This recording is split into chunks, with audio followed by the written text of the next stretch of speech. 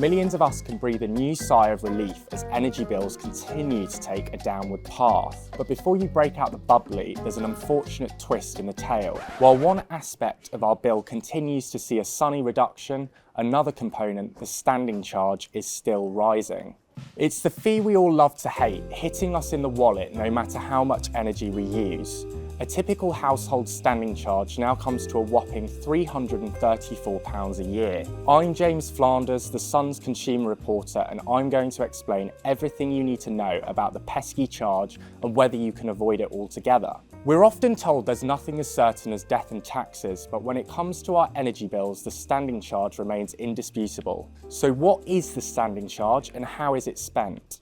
The standing charge is a fixed daily fee slapped onto your tab just for the privilege of staying connected to the grid. It caters to operational costs, including maintaining the network of wires, pipes and cables essential for delivering power to your doorstep. Additionally, it encompasses staffing costs and office maintenance expenses vital for the smooth functioning of energy businesses. Despite its intended purpose, campaigners argue that these charges often fund various other aspects of the industry. Simon Francis of End Fuel Poverty Coalition says that it can even be used by energy firms to sponsor football teams. But before resigning to being fleeced by the charge, it's important to recognise that the amount you have to pay isn't necessarily set in stone. Factors such as your chosen payment method and the location of your home all affect your standing charge. Thanks to the quirks in geography, standing charges across the country are anything but equal, and regional disparities in standing charges have ignited fierce debate over the years. Standing charges vary around the country due to the differing costs of transporting power to and within each region. Regions with more rural locations usually pay more due to the higher price of the necessary infrastructure.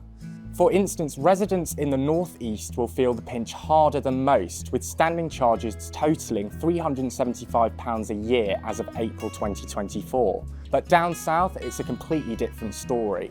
Those living in London experience a notably lower standing charge. Despite calls for national uniformity in standing charges, Ofgem opted against it back in 2015.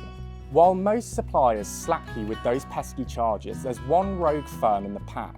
Utilita, which serves over 800,000 prepayment meter customers, has reversed the script and ditched standing charges altogether. Instead, the supplier integrates this cost into the gas and electricity rates passed on to consumers. However, this alternative might not suit everyone, and it would also lead to higher bills for those who have a high level of consumption.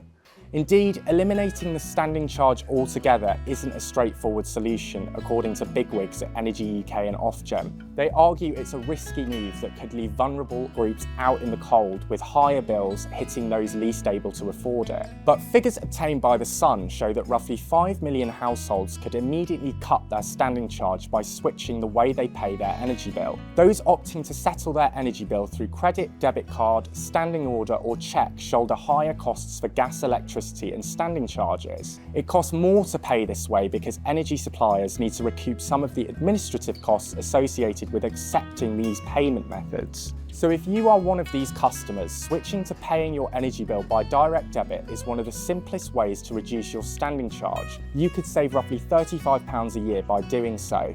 In November, Ofgem launched a review and consultation on the future of standing charges. Feedback from consumers, suppliers, consumer groups and charities will be fed into this, and a formal consultation on the issue will be published later this year.